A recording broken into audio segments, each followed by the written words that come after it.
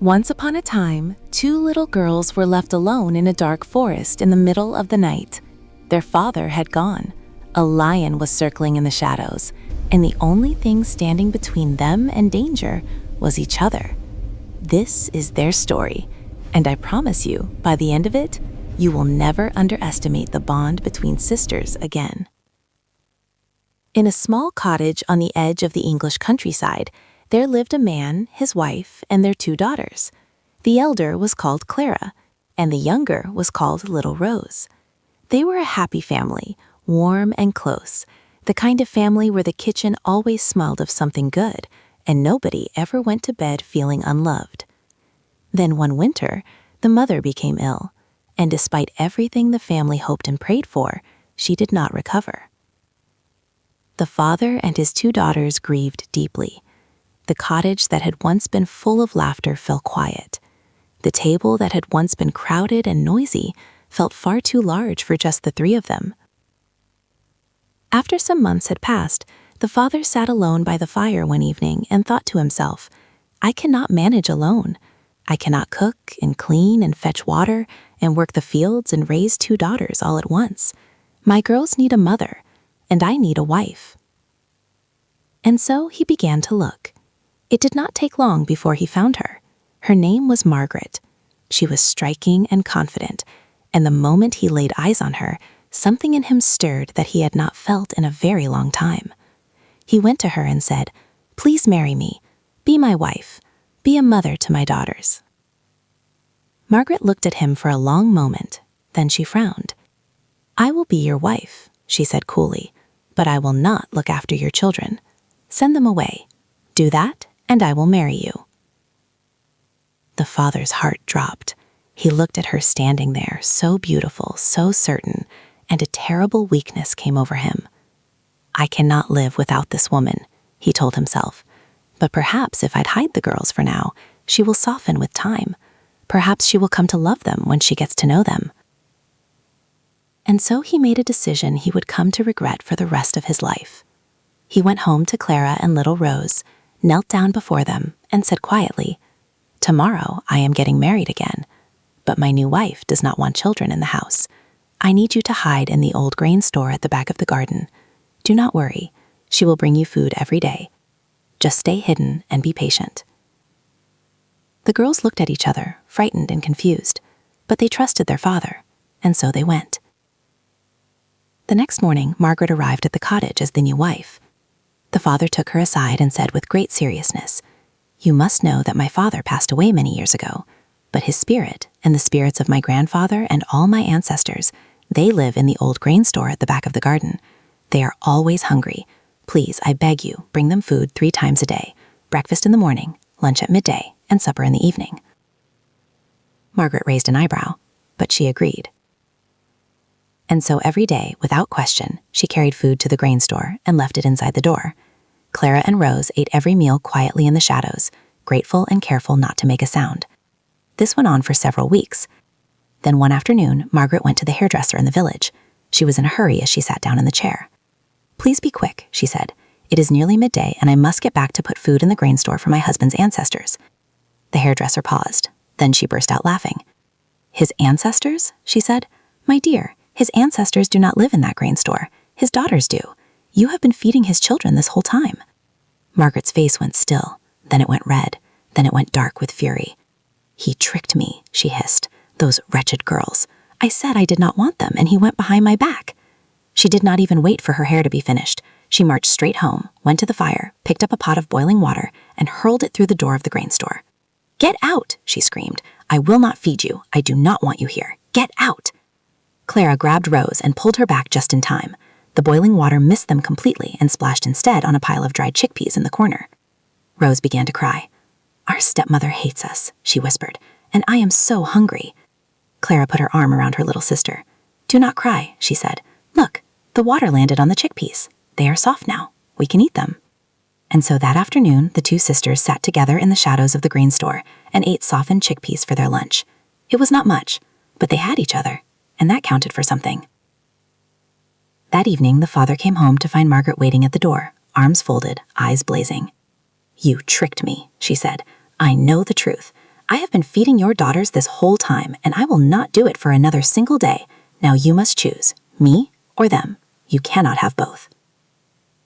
The father looked at his wife. He looked at her face, and once again the same terrible weakness washed over him. "I will take them away tomorrow," he said quietly. Early the next morning, before the sun had properly risen, he woke Clara and Rose. He told them they were going for a walk in the forest. He told them everything would be fine. They walked all day through the trees, deeper and deeper into the woodland, until the girls' legs ached and their feet were sore. "We will rest here," the father said at last. "Let us sleep under this tree." The girls lay down on the soft earth. Their father lay down between them. Within minutes, both girls were fast asleep. The father lay still for a long moment, listening to his daughter's breathing. Then he stood up, found a thick fallen branch, and laid it carefully between them in his place. "They will feel it in the night," he told himself. "They will think I am still here." Then he turned and walked back through the trees, back to Margaret, back to the cottage, and he did not look back. In the deep of the night, Rose woke with a start. She reached out and felt the rough bark of the branch. Then she heard it, a low, rumbling sound from somewhere nearby in the darkness. "Clara," she whispered, grabbing her sister's arm. "What is that noise?" Clara sat up slowly and listened. "A lion," she said quietly. "He must have picked up our scent." "He is going to eat us," Rose whimpered. "I am frightened." Clara thought quickly. "Our coats are made of thick leather," she said. "We will tear off pieces and throw them to him. Keep him busy long enough for the night to pass." And so the two girls tore strips from their leather coats and threw them one by one into the darkness. The sound of chewing and tearing filled the night.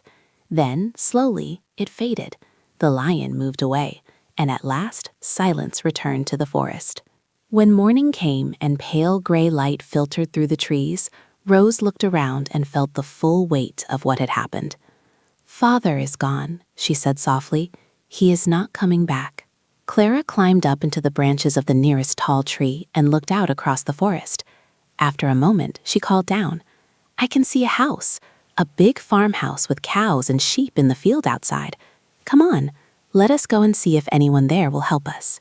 The two girls made their way to the edge of the forest and looked out at the house from a safe distance. As they watched, the front door opened and a man stepped out. He was tall and broad. His face was hard and cruel. His eyes were sharp and cold. Clara grabbed Rose's hand. "Be very careful," she breathed. "I do not trust him." They watched and waited. After a short while, the man led his cows and sheep away across the fields to pasture. The farmhouse stood empty. "Wait here," Clara told Rose. "I will go in quickly and find us something to eat." She darted across the open ground, slipped inside the farmhouse, grabbed what food she could find, and ran back to her sister. They ate hungrily in the trees. The next day, Clara did it again, and the day after that, and the day after that. But on the fourth day, Rose crossed her arms and said firmly, "You always go. It is not fair. I want to go today." "You are not fast enough," Clara said. "If he comes back before you get out, he will catch you." "I am fast enough," Rose said stubbornly, "and I am not sitting here alone again today. I am coming with you." Clara looked at her little sister's determined face and sighed. "Fine," she said at last, "but the moment I say run, you run. Do you understand?" They ran to the farmhouse together. Clara found the food quickly and was back outside in moments. But Rose lingered a moment too long, looking at the strange objects and curious shelves inside the wizard's house. And that was the moment the door swung open. The wizard filled the doorway. His eyes locked onto Rose, and a slow, terrible smile crossed his face. Before she could move, he grabbed her, shoved her into a large sack, tied the rope tightly around the top, and hauled it up to the ceiling, where he hung it from a hook in the rafters. "I have got you now," he said with satisfaction, "and I am going to keep you." Outside, Clara had pressed herself flat against the outer wall of the house. She waited. She barely breathed. After what felt like an eternity, the wizard came back outside and led his animals away to the fields again. Clara moved. She ran inside. "Little sister," she called out, "where are you?" "Up here," came Rose's muffled voice from above. "Up here." Clara climbed up, cut the rope with a knife from the kitchen table, and lowered the sack carefully to the floor. Rose tumbled out, gasping and frightened, but unharmed. The two sisters looked at each other. Then Clara smiled. She ran outside and gathered as many heavy rocks as she could carry. They packed the rocks into the sack, tied it tightly, and hauled it back up to the rafters exactly as they had found it. Then they hid and waited. As evening fell, the wizard came stomping back through the door, rubbing his hands together. "Little girl," he called up to the sack with a nasty smile, "I have got you, and I am going to keep you forever." He picked up his heavy stick and swung it hard at the sack. The rope snapped, the sack split open, and a great cascade of rocks came crashing down directly onto the wizard's head. He collapsed to the floor and did not get up again. Clara and Rose stood in the doorway of the farmhouse, looking at each other in the fading evening light. Then they looked around at the house, at the warm hearth, at the cows in the field, and the sheep on the hill. "I think," said Clara slowly, "that we might be all right here." And they were. The two sisters stayed in the farmhouse. They looked after the animals. They learned to take care of each other and of everything around them. And as the seasons changed and the years rolled by, they built for themselves a life that was quiet and steady and full of everything that mattered. They never needed rescuing. They rescued each other. And that is the end of the story. But before you go, I want to ask you something. Did you have someone growing up who had your back the way Clara had Rose? Someone who threw rocks instead of tears and never once let you face the dark alone? If this story stayed with you, please share it with that person today. And if you would like to hear more stories just like this one every single week, please do subscribe and hit the bell, because the next story is already waiting, and I think you are going to love it.